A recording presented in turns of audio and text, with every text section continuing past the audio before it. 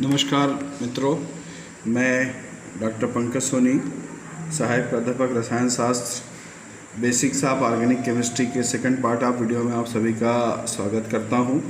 यह second part video जो है, जैसे आप सबको पता है कि इलेक्ट्रॉनिक विस्थापन प्रभाव पर आधारित है। कार्बनिक यौगिक में सहसंयोजक बंध से बंधे होते हैं और उनके जो बंध का डिसोसिएशन होता है उनके चार्ज डिस्ट्रीब्यूशन पर आधारित होता है, इलेक्ट्रॉन के डिस्प्लेसमेंट पर आधारित होता है। तो मुख्यतः दो प्रभाव रासायनिक अभिक्रिया के दर को प्रभावित करते हैं। पहला प्रभाव है, जैसा कि देखिए, स्थायी प्रभाव। यह स्थायी रूप में मॉलिक्यूल में उपस्थित रहता है। और दूसरा होता है अस्थायी प्रभाव, जो केवल आक्रमणकारी अभिकर्मक के मांग पर ही कार्बनिक यौगिकों में उपस्थित होता है। इसके दो प्रकार होते हैं, इंडक्टोमेरिक प्रभाव, इलेक्ट्रोमेरिक इफेक्ट। और स्थायी प्रभाव दो प्रकार के होते हैं, inductive effect, steric effect, mesomeric effect, या इसको रेजोनेंस भी कहा जाता है। अति संयमन प्रभाव यह अणु में स्थायी रूप से पाया जाता है। तो हम वन बाय वन इसके बारे में डिस्कस करेंगे। सबसे पहले चलिए आए हम प्रेरणिक प्रभाव के बारे में। तो रासायनिक बंध, जैसे कि आपको मैंने पहले ही भी बताया था कि दो प्रकार के बॉन्ड पाए जाते हैं। एक पोलर बॉन्ड होता है, दूसरा नॉन पोलर बॉन्ड होता है। तो जो पोलर बॉन्ड होता है उसमें साझे के इलेक्ट्रॉन विद्युत ऋणात्मकता समान होने के कारण से दोनों परमाणुओं के बीच में होता है। और जो पोलर बॉन्ड होता है उसमें साझे का इलेक्ट्रॉन जो होता है उच्च विद्युत ऋणात्मक, जैसे क्लोरीन की तरफ शिफ्ट कर जाता है। तो इसके पास नेगेटिव चार्ज आ जाएगा, इस कार्बन के पास पॉजिटिव चार्ज आ जाएगा। तो इस प्रकार के ध्रुवीय सहसंयोजक बंध में इलेक्ट्रॉन का स्थायी रूप से विस्थापन जो होता है वो प्रेरणिक प्रभाव कहलाता है।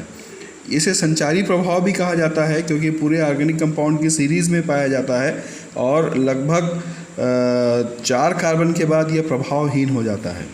तो प्रेरणिक प्रभाव जो होता है यह शिफ्टिंग ऑफ सिग्मा इलेक्ट्रॉन, इस प्रभाव में सिग्मा इलेक्ट्रॉन का ही विस्थापन होता है और वह विस्थापन जो है स्थायी होता है। उसमें ये बात पर निर्भर नहीं करता कि रिएक्शन में भाग ले रहा है कि नहीं ले रहा है। तो सबसे पहले अपन देखें इसके क्या क्या गुण होते हैं। यह प्रभाव जो होता है, जैसे कि मैंने पहले बताया था कि ये प्रभाव स्थायी प्रभाव है, तो वो समय भी उपस्थित रहेगा जब वो अभिक्रिया में भाग ले या ना ले। दूसरा प्रभाव यह जो होता है, प्रभाव में सिग्मा बॉन्डेड इलेक्ट्रॉन का ही विस्थापन होता है। यह एक इम्पॉर्टेंट पॉइंट है कि सैचुरेटेड अणु में ही पाया जाता है। इसे संचारी प्रभाव कहते हैं, क्योंकि पूरी कार्बन श्रृंखला में संचारित होती है और 4 कार्बन के बाद प्रभावहीन हो जाता है। यह प्रभाव मुख्यतः दो प्रकार का होता है, जिसको एक कहा जाता है माइनस आई इफेक्ट, जिसको हम बोलते हैं इलेक्ट्रॉन विड्राइंग। दूसरा होता है इसी का नाम होता है इलेक्ट्रॉन अट्रैक्टिंग ग्रुप, इलेक्ट्रॉन आकर्षित समूह, या माइनस आई ऋणात्मक प्रेरणिक प्रभाव।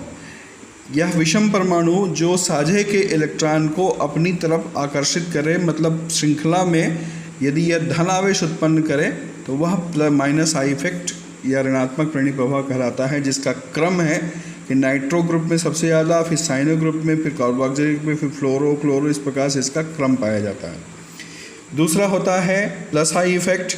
प्लस आई इफेक्ट जो होता है वो इलेक्ट्रॉन डोनेटिंग ग्रुप होता है, इलेक्ट्रॉन रिलीजिंग ग्रुप होता है, इलेक्ट्रॉन रिपेलिंग ग्रुप होता है, धनात्मक प्रेरणिक प्रभाव जिसको कहते हैं। और यह वह विषम परमाणु होते हैं जो साझे के इलेक्ट्रॉन को अपने से दूर रिपेल करता है।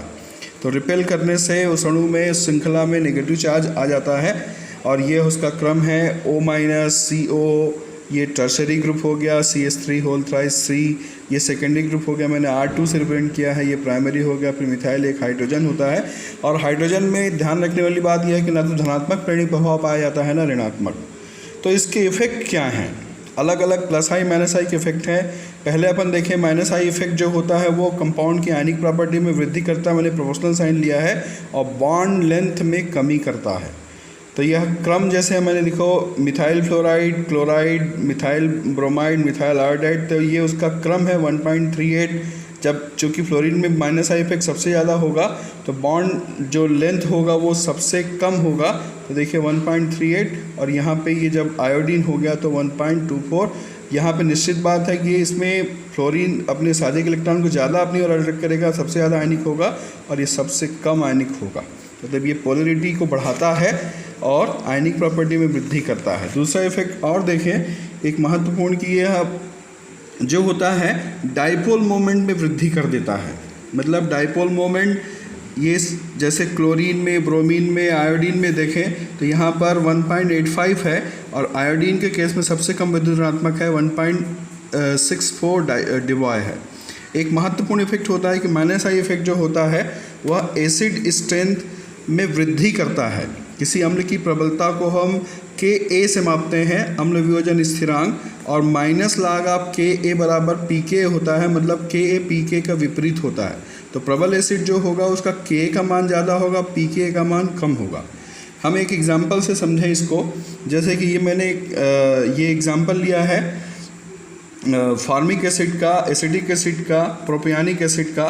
तो हाइड्रोजन उपस्थित है, हाइड्रोजन में कोई इफेक्ट नहीं है, यह तो ना तो इसकी अम्लता में वृद्धि करेगा ना कमी करेगा, परंतु इसके कंपेयर में मिथाइल ग्रुप में प्लस आई इफेक्ट है। तो इलेक्ट्रॉन को यहाँ रिपेल किया, डेंसिटी बढ़ गई, ये इलेक्ट्रॉन को यहाँ रिपेल किया, यहाँ डेंसिटी बढ़ गई, ऑक्सीजन के पास लोन पेयर था और ये OH बॉन्ड थिक हो गया, मतलब ये थोड़ा सा वीक हो गया, प्रोटॉन को नहीं दे पाएगा। प्रोटॉन देने की प्रवृत्ति इसके कंपेयर में एसिडिक एसिड में कम हो गई और मिथाइल के बदले में इथाइल ग्रुप में और लिया जाए तो ये और भी घट जाएगा। तो ये इस प्रकार से ये प्रबलतम अम्ल है, ये उससे दुर्बल है, ये और दुर्बल है। ये प्रबलतम अम्ल है, मतलब Ka का मान ज़्यादा होगा, Pk का मान सबसे कम, और इसका Pk का मान सबसे ज़्यादा होगा, K का मान सबसे कम। तो Pka 4.87 देखिए और ये दिया हुआ है 3.25। हम अगला एग्जांपल लें, फ्लोरो एसिडिक एसिड, क्लोरो, ब्रोमो, आइडो। तो डेफिनेटली फ्लोरीन में यह प्रभाव ज़्यादा है, तो इलेक्ट्रॉन को खींचेगा तो ये OH बॉन्ड वीक हो जाएगा, मतलब प्रबलतम एसिड हो गया। उसके बाद chloro acidic acid, bromo acidic acid, iodo acidic acid.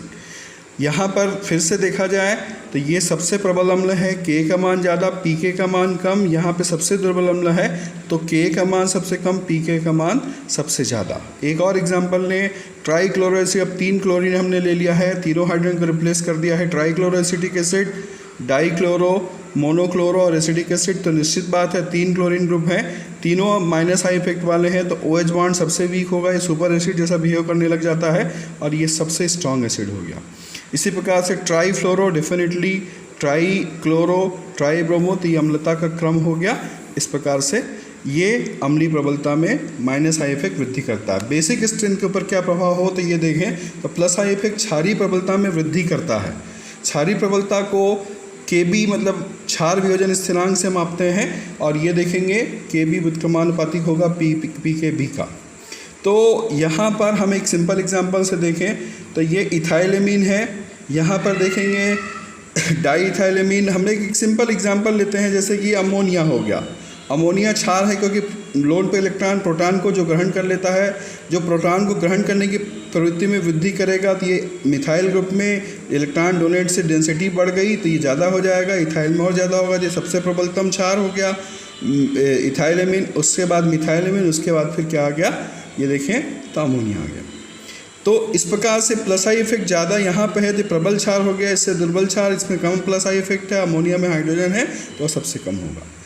अब यदि हम इसकी कंपेयर करें क्षारीय प्रबलता में तो यहाँ पर एक और कारक फैक्टर जो होता है वह अम्ल की प्रबलता को प्रभावित करने वाला होता है, जिसको हम कहते हैं त्रिविम विन्यासी बाधा, स्टेरिक इफेक्ट।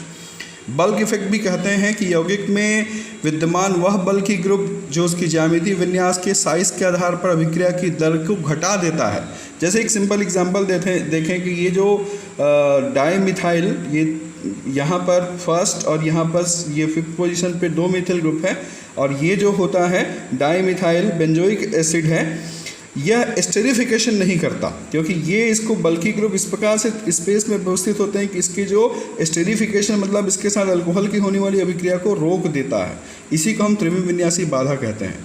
तो इसका मूल प्रभाव हम देखें तो यहाँ पर क्या होता है, यह देखा जाए इस डायग्राम से ये देखेंगे मिथाइल ग्रुप हमने लिया है तो नियम से ये होना चाहिए कि दुर्बल क्षार, उससे दुर्बल क्षार थोड़ा प्रबलता में बढ़ेगी, ये प्रबलता, परंतु ये स्टेरिक इफेक्ट के कारण से ये देखेंगे ये क्रम इस प्रकार से हो गया। सेकेंडरी, प्राइमरी और टर्शरी जो होता है यहाँ पे आ गया क्योंकि यहाँ पे स्टेरिक इफेक्ट आ गया। तो ये इस प्रकार से सेकेंडरी मिथाइलेमीन में देखें तो सेकेंडरी, फिर प्राइमरी, फिर अमोनिया और टर्शरी यहाँ से भी वीक हो गया। तो धन्यवाद। इसके बाद मैं अगले लेक्चर में अन्य प्रभाव के बारे में चर्चा करूँगा।